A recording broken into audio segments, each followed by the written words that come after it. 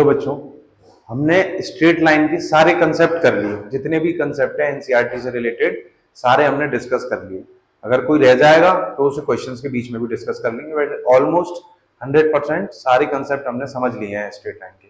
अब हम क्या कर रहे हैं, अब हम नया सीरीज स्टार्ट कर रहे हैं एनसीईआरटी के सारे क्वेश्चंस का सॉल्यूशन, 100% सॉल्यूशन एनसीईआरटी का।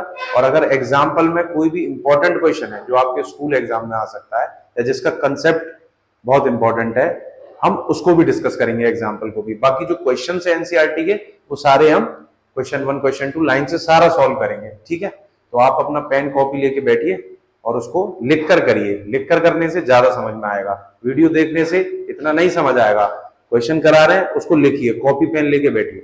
ठीक है, अब पहला क्वेश्चन मैंने लिख दिया। क्या है भाई? Draw a quadrilateral in the Cartesian plane. तो कार्टेशियन प्लेन में आपको क्वाड्रिलेटरल ड्रॉ करना है, तो ये तो ड्रॉ हो जाएगा भाई। वैसे -4,5 है, x नेगेटिव है y पॉजिटिव है, तो सेकंड क्वाड्रेंट में आएगा। ऐसे ही ये 0,7 है, x कोऑर्डिनेट 0 है, y 7 है, तो ये y एक्सिस पर आएगा। ऐसे आप उसको ड्रॉ कर लेंगे। उसके बाद इन्होंने क्या बोला है? Find its area. तो हम इसका एरिया फाइंड करते हैं, ड्रॉ तो हो जाएगा। देखिए क्वाड्रिलेटरल बनाते हैं, A B C D। A coordinate लिया -4,5, बी लिया 0,7, सी लिया 5,-5 और डी लिया -4,-2। अब इसका एरिया निकालना है, तो एरिया निकालने के लिए क्वाड्रिलेटरल का, अब हमें पता नहीं कौन सा क्वाड्रिलेटरल है, स्क्वायर है, रेक्टेंगल है, क्या है। तो आप क्या करो, एक डायगोनल को ज्वाइन कर दो, बीडी को कर दो। ऐसा नहीं है कि बीडी को ही करना है, एसी को भी कर सकते हैं। हमने बीडी को ज्वाइन कर दिया। अब ये ट्राइंगल अलग और ये ट्राइंगल अलग, इस ट्राइंगल का एरिया निकालो, इसका एरिया निकालो और दोनों एरिया को क्या कर दो? प्लस कर दो। तो हम क्या करते हैं, सबसे पहले हमें निकालना है एरिया ऑफ ट्राइंगल ABD। तो ABD निकालने के लिए हम क्या करें, A, B और D कोऑर्डिनेट लिख लेते हैं। A का कोऑर्डिनेट -4,5, B का कोऑर्डिनेट 0,7, D का कोऑर्डिनेट -4,-2। ठीक, अब इसका एरिया कैसे निकलेगा? इसको माना x1 y1, इसको माना x2 y2, इसको माना x3 y3। अब क्या निकालना है? Area of triangle. तो एरिया ऑफ ट्राइंगल ABD कितना हो जाएगा? 1/2 x1 y2 - y3 plus x2 y3 - y1 plus x3 y1 - y2। उसको पुट कर देते हैं भाई। 1/2 x1 का वैल्यू -4, यहां से देखा -4, y2 का वैल्यू 7, y3 का -2 था तो -+2, x2 का वैल्यू 0, y3 का वैल्यू -2, y1 का वैल्यू 5, x3 का वैल्यू -4, y1 का वैल्यू 5 और y2 का वैल्यू 7। ये हमने पुट कर दिया। सारे कोऑर्डिनेट को x1 y1 x2 y2 x3 y3 late किया और यहां वैल्यू पुट कर दिया। अब देखिए ये 1/2, 7 और 2 9, 9 4 36, ये तो 0 ही हो गया पूरा। इधर देखो 5 - 7 -2 -4 कितना हुआ? +8।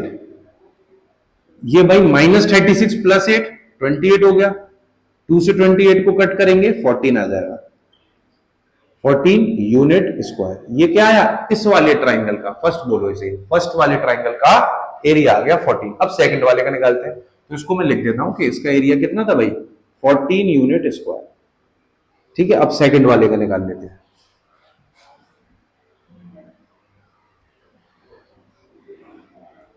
सेकंड वाला कौन सा? इसका आ गया 14। अब देखिए BCD, area of triangle BCD।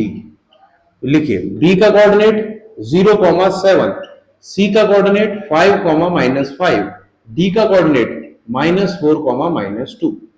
सबका कोऑर्डिनेट लिख लिया, B का भी, C का भी, D का भी। अब वही काम करेंगे जो पिछले वाले में किया था। इसको x1 y1 माना, इसको x2 y2 माना और इसको x3 y3 माना। ठीक, तो एरिया ऑफ ट्राइंगल BCD निकालने के लिए फॉर्मूला लगेगा 1/2 mod x1 y2 - y3 plus x2 y3 - y1 plus x3 y1 - y2। बना दिया फॉर्मूला।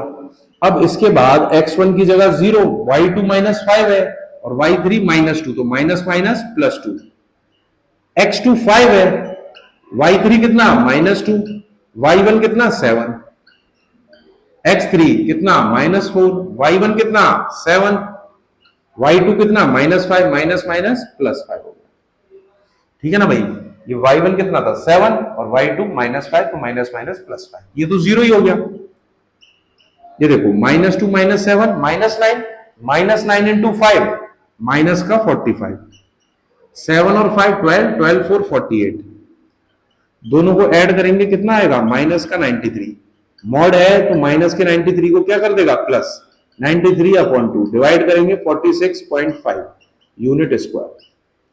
यानी इस वाले ट्राइंगल का एरिया 14 था और इस वाले ट्राइंगल का सेकंड बोल देते हैं, इसका एरिया कितना आया 46.5 यूनिट स्क्वायर। लेकिन हमको क्वेश्चन के अकॉर्डिंग किसका एरिया चाहिए, क्वाड्रिलेटरल का। तो क्वाड्रिलेटरल का निकालने के लिए दोनों ट्राइंगल का एरिया क्या कर देंगे प्लस। देखिए area of quadrilateral ABCD is equals to, दोनों का प्लस कर दो सिंपल, 14 प्लस 46.5, दोनों को प्लस किया 60.5 यूनिट स्क्वायर। ठीक है, आया होगा समझ में। ठीक, अब इसका सेकंड क्वेश्चन करते हैं।